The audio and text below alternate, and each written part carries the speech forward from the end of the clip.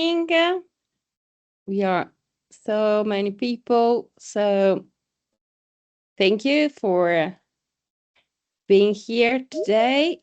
Probably some other people is coming. I think we will wait just 1 minute more. I can start. I'm very proud this evening to be here together because this evening will be very special because Professor Dale will present you a webinar about the oxygen and the hyaluronic acid. I would like to give you some information about the professor. Thank you so much, Professor Dale. We are huge number this evening. So I just would like to, and after I think it's better to mute the microphones, and I would like to inform you that we will record the webinar. So first of all, Brian Dale graduated in biology from the University of Manchester, UK, and later received his PhD and his DSc for his contribution to the understanding of the basic processes in fertilization and early embryology. He moved to Italy years ago to work in the Stazione Zoologica in Naples, where he became director of research. And during his research career, he has received substantial grants from the National Institutes of Health in the USA and the European Economic Union. So in 2010, he was nominated Fellow of the Royal College of Pathologists in London, in UK, and with over 150 publications in international journals and 10 books on the topic. He's also founder and editor of the International Journal. Professor Dale has also clinical EVF experience, started in Middle East in Naples, and he's personally responsible for setting up over 20 EVF centers across Italy, UK, Middle East. He was the first to introduce the technique of ECSI to Italy, Switzerland, Turkey, and Saudi Arabia. Professor Day is also founder and owner of CFA Italy, the largest private EVF organization in Italy. And to date over, we can also say that 20,000 babies have been born in Italy from his activities. Having been a member of the Western Australian Committee for EVF and Regional Committee in Italy for EVF, he has experience in formulating guidelines that cover not only the scientific aspects of assisted reproduction, but also the moral, ethical issue. So thank you very much. And I give you the word so you can present the webinar this evening. And thank you to everybody to participate this evening. Thank you so much. Okay, thank you. Good evening to everybody. Thank you, Nivis, for that introduction. It was very nice. As you could hear from Nivis, I'm a reproductive scientist, but I've been working with carers for a few years now, and eventually we will tell you the advantage of carers flow in the field of reproductive science. Today I'm going to give you a talk anyway, generally about carers flow. So it's a very general talk. I'll show you the first slide. Carers flow has this particular combination of oxygen and hyaluronic acid, which is obviously it was developed basically for the menopausal market. But as I said, we're going into the reproductive science market. So as Nevis said, we can look at 6 treatments basically: vestibulitis, vulvo-vaginal atrophy, recurrent candidiasis, urinary incontinence, lichen, and urethral burn. And as you can see on the slide, within Europe, we're talking of quite a large population that are affected by these pathologies. Kerisflow has been shown to actively treat and care for these particular pathologies. It was mainly developed for vaginal atrophy, which is a chronic progressive condition linked to estrogen deficiency in menopausal women with a hypovascularization of the vaginal mucus.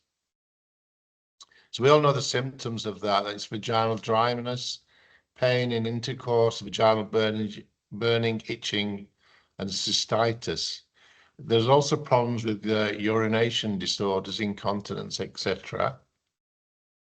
So while in menopause we can mention this 50 different problems with menopause that the ladies deal with. Hot flashes and night sweats can often resolve over time. Vaginal and lower urinary tract related symptoms often get worse and require therapy. So what happens in the vagina with this change in the menopause? So you get a chronic progressive condition linked to estrogen deficiency with a hypervascularization of the mucus, and that leads to dryness, pain, itching, cystitis, and urination disorders. The vaginal mucosa gets thinner. This reduces the protective barrier and changes the environment, and certainly changes the microbiome within the vaginal. And this changes, of course, the pH eventually. Now, medical therapies based today are really on moisturizers and lubricants or estrogen therapies, local estrogen therapies, such as Tibolone. There's also a whole range of physical therapies from radio frequency, lasers, and fractional CO2 lasers, which are used often, but they have their drawbacks and they're very expensive. So treatment with local estrogen is the gold standard, but it's only used by 7% of women. And women who are unwilling or unable to undergo hormone therapy should be offered vaginal lubricants on a regular basis. So we come into the discovery from this very interesting group in Bologna, who discovered Kerisflow and developed it on a commercial level. So basically, it's using two natural elements, molecular oxygen-hyaluronic acid. Oxygen, of course, we know promotes neoangiogenesis. It's anti-inflammatory, it's antibacterial, and it promotes tissue regeneration. And hyaluronic acid, one of the most common molecules in the body, promotes hydration of the mucosa, maintains turgidity and plasticity of the tissues. It's obviously highly moisturizing. So what does oxygen do? It's a very well-known biostimulant. It promotes reparative processes with the increase of metabolism, the reactivation of fibroblasts, collagen synthesis, increases the extracellular matrix synthesis, and has a stimulating effect on vascular neoformation. One of the well-known papers on the use of oxygen is the paper by the group of Cordillo with Dr. Roy. And this presents evidence showing that topical oxygen therapy benefits wound healing in patients with chronic wounds. And it's associated, this oxygen, with the induction of a growth factor VGF expression in wound tissue. And this improves the wound size. This is a very classical paper of 2008. It's also anti-inflammatory. It promotes the removal of substances mediating pain, histamine, serotonin, prostaglandins. It prevents the adhesion of polymorphonuclear cells to the endothelium, and therefore the events that determine the inflammatory cascade in the tissues. This graph shows that what oxygen can do is it's a real-time PCR plot showing several inflammatory markers from interleukin K to TNF alpha, and the amount this can be decreased just by oxygen. This is a work by Keller et al. And the increase of structural proteins such as collagen, elastin, and filaggrin after eight weeks due to this oxygen. It's also a bactericide. It's got a direct antibacterial action on anaerobic germs, blocking proteins, glycidic and lipid synthesis. It's got an indirect action on all other germs by stimulating the action of macrophage cells. It synergizes the action of antibiotics and improves their functionality. Hyperbaric oxygen has been used for a long time now for the treatment as an anti-infective agent. It's used for gas gangrene, necrotizing fasciitis, diabetic foot infections, and other problems.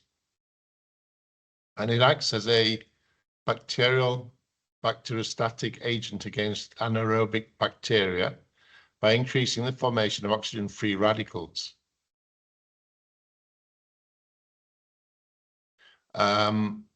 There's many growth factors that are involved in healing, and these are promoted by high oxygen levels, and these are range from IGF-1 through TGF-beta to IL-6.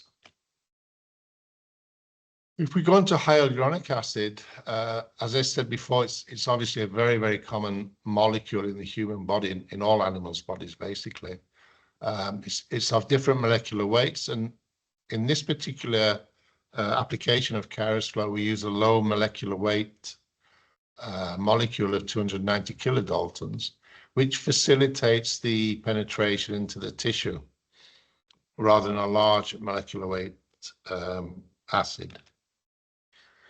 So what does hyaluronic acid do? It's good for the epidermis. It promotes cell migration, trophic function, and it's involved in the cell-cell interaction processes and also regulates fibroblast proliferation. This is a smear test after the application of oxygen hyaluronic acid. This was published in 2023. And 10 days later, you can see these inclusions, red inclusions, which shows that the hyaluronic acid actually penetrated the cells. It's not just between the cells, it's actually gone into the cells. So the concept, oxygen hyaluronic acid, one of the main obvious advantages of this combination is that we are promoting neoangiogenesis, obviously good for everything. It's promoting cell-to-cell interactions, and there's a moisturizing effect of the hyaluronic acid, whereas the oxygen is promoting epithelial growth factors, transforming growth factors, and this is increasing collagen and fibroblast metabolism, all leading to vaginal mucosa regeneration. There's many publications by the group from Condemi, Bertozzi, Cagnacci, Palmieri, and others, and they've looked at different problems of what we can resolve with KairosFlow. And there's several publications in preparation by the group in Bologna, Catanzaro, Facchinetti in Modena, who's looking at vaginal microbiota. So how does it work? So basically the machine is a portable machine that draws oxygen out of the air and concentrates it, and it's about the size of a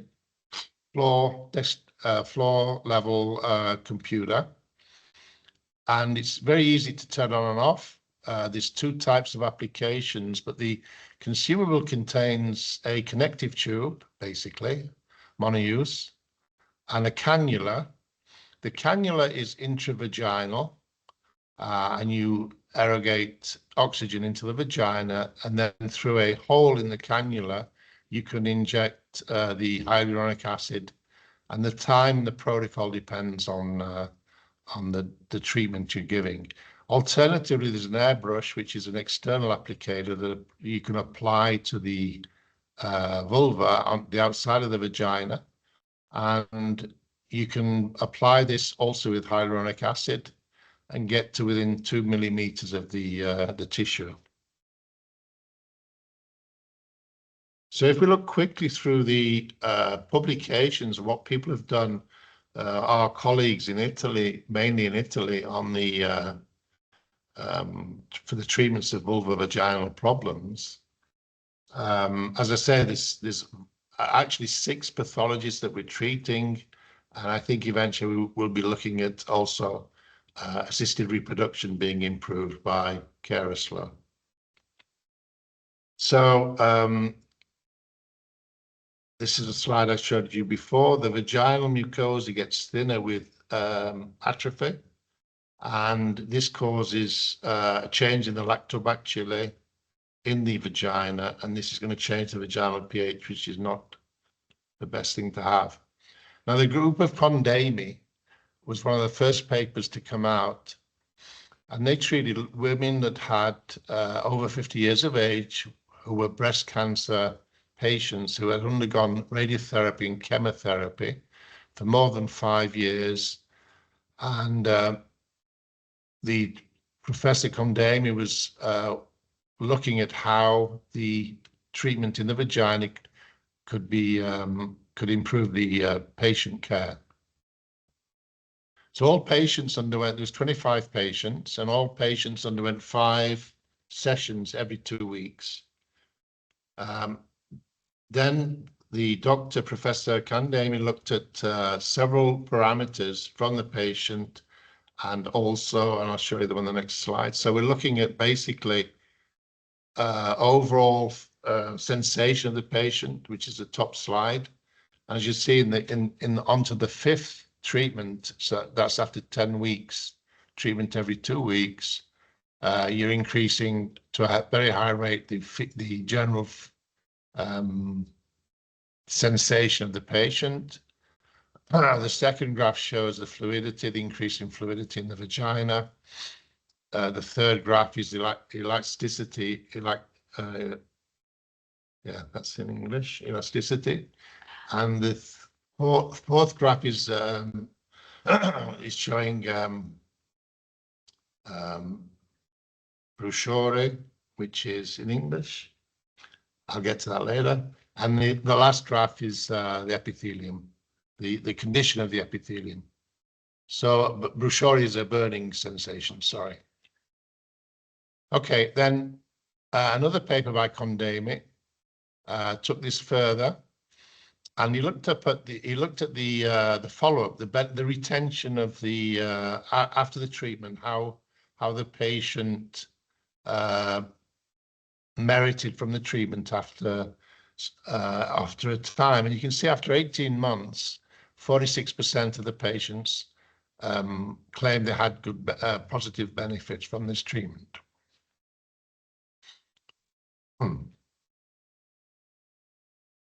The group of Barbera also looked at vaginal atrophy, and they had a different scale, and they were looking at pain intensity, for example, from score 1 to 4 VAS. So 1 is the lowest is maximum intensity, and 4 is no symptoms. And you can see in all these situations, malaise, burning, dryness, dyspareunia, they were all greatly improved by the treatment with Caroslow. The Barbera group looked at 57 patients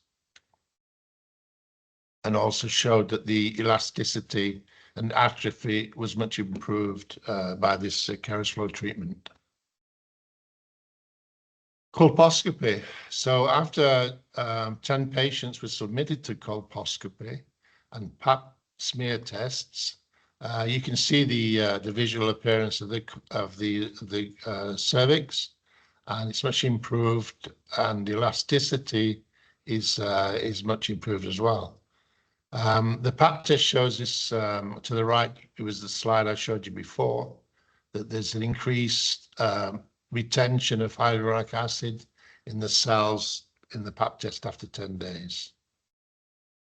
Again, this slide shows various treatments of dyspareunia, burning and itching, and the improvement after time.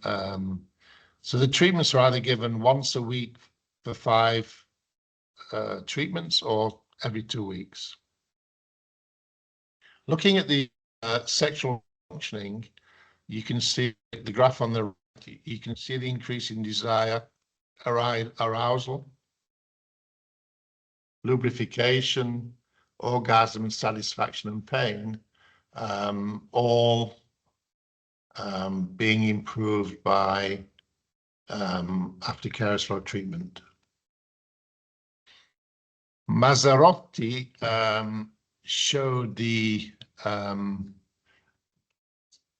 that was the Cagnacci groups, yes, showed the improvement of vulvo-vaginal atrophy in breast cancer survivors. So breast cancer survivors obviously were selected as a particular group of patients that needed help in a non-invasive and non-expensive way. And in the paper by Cagnacci, selecting 40 patients, you can see that after the 5th treatment, the cutoff line was improved over the cutoff baseline. Again, urinary distress inventory, UDI. So we get an improvement here again for urinary incontinence. And this paper by Asinaro Cagnacci again shows that he looked at lower urinary tract symptoms, LUTs, in breast cancer survivors, and again showed that short-term treatment with vaginal oxygen and hyaluronic acid improve the LUTs of these breast cancer patients. This was done from a cohort of 85 breast cancer patients.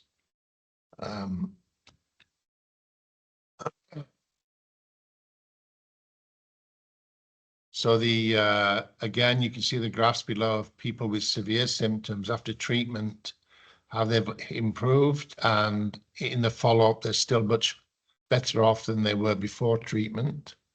And again, this was done in 85 patients. So what's the protocol? What is the protocol for vulvo-vaginal atrophy and urinary incontinence? So basically, we have totally of 15 minutes treatment with the flow of oxygen. And for the first 10 minutes, you just give oxygen through the cannula. And for the last 5 minutes, you add hyaluronic acid to the cannula through a syringe, obviously from a sterile bottle of hyaluronic acid, which is supplied obviously with each treatment. There's 5 treatments and they're every 2 weeks. So what's the advantages of our KeratFlow machine? Is, as you can see with the Dr. Kandemi, it's portable, so it's painless, it's safe, it's pleasurable. The patients have an obvious pleasure with this machine. There's no side effects, there's no risks for the patients, there's actually no risks for the practitioner. It's very repeatable and it's very profitable. So if we look at the other treatments, and in particular the physical treatments, of course, it's laser and radio frequency. And the post-treatment rest for these 2 lasers, basically radio frequency and laser, is days. There's none in the KeratFlow treatment. Problems post-treatment after laser. You do not take baths or spas or have intercourse, no problem with KeratFlow. You need creams after the laser and the regular frequency, no problem with KeratFlow. There's single-use applications to the KeratFlow, so you don't need an autoclave. and it's a very low purchasing price compared to the price of lasers. Keras Flow is good actually for all these six pathologies that I've mentioned. And as you can see from the graph, radio frequency and laser does not treat very well two of them. Okay, that's my last slide. Thank you very much for listening. And Thank you, Professor Day. Thank you so much. I just would like to ask you if you can also share with us your personal experience in Naples. So we are quite curious to know how you discovered Keras Flow and how you are using Keras Flow in your clinic. Okay, so I basically run an IVF clinic, as Nevis said before, but we also obviously have a lot of patients who've gone through IVF, or mothers of patients who come to us, and they, they're in perimenopause or menopause. So we started to work with Keras Flow really for these patients, and then found out that treating infertile ladies who were going to receive embryos with four 15-minute treatments to the through the vagina, we had an increase in implantation rates, and we're actually going to publish that quite shortly. We've done over 400 patients so far on a randomized controlled trial, and the improvement in implantation is very high, but you can read that when we publish the paper.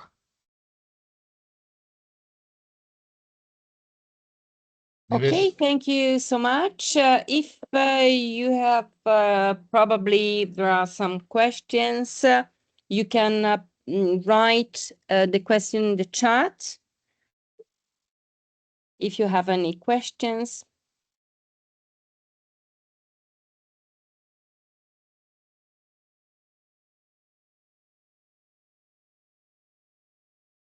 Don't be shy.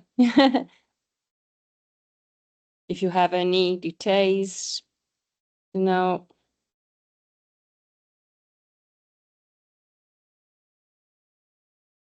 Ides. Any There questions? Are some questions. Yes. There are some Okay, questions okay, good. chat.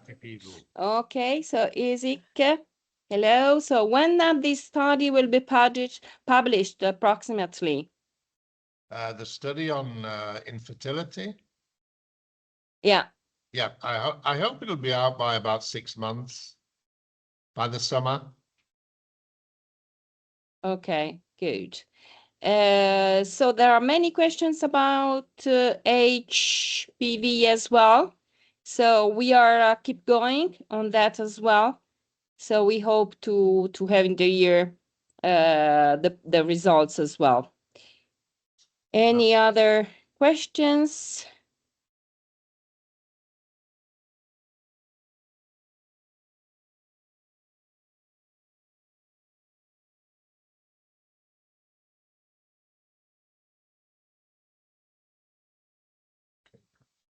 So just to answer the HPV questions, there's ongoing studies, much like there are ongoing studies with the fertility part, and it's looking very, very positive. But again, we don't want to expose ourselves until we have a fully published study. But it looks very positive on HPV. Good. There is another questions about, thank you for the presentation. I would like to know about reapplication. Do you have some experience when it's reasonable to do that after the first 5 sections for SGM? So our suggestion, but I think that Professor Day can confirm, we always suggest after 6 months to see the patient again and to do just one treatment to maintain the benefits for 6, 8 months about. And each year it's good to keep on doing just one treatment to maintain the benefits. I don't know if you have, do you agree, Professor Dale? Yes, that's Yeah. correct. Yeah. Thank you for answering, Nevis.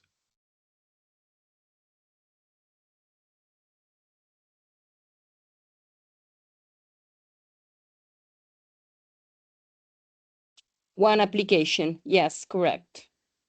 I see in the chat. Yes, it's one application.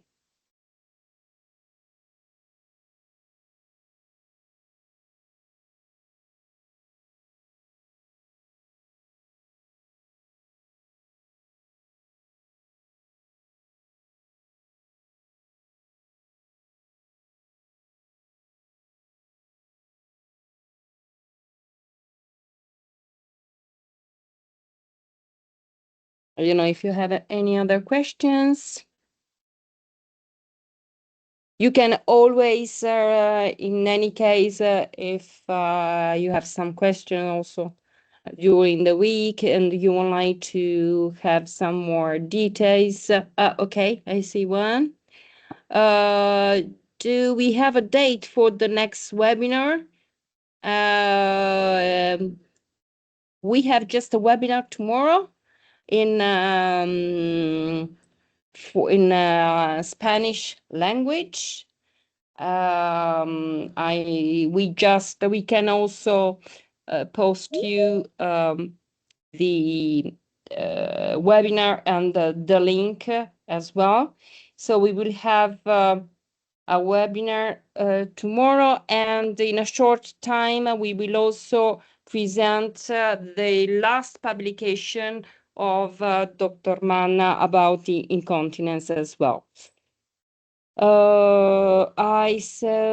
Can Caris flow be used with the laser and radio frequency therapies?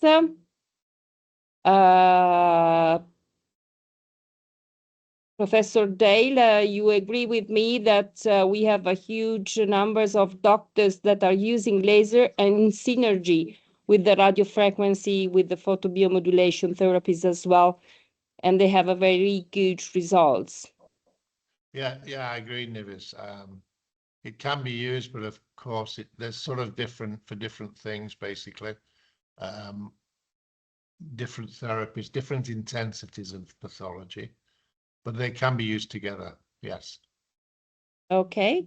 Dr. Radwan from Tunisia, he is asking us, thank you for this excellent presentation. Please, how long does the therapeutic effect last? So in one of the slides, I think it showed that even after 12 months or 18 months, you still get a benefit certainly in the atrophy treatment.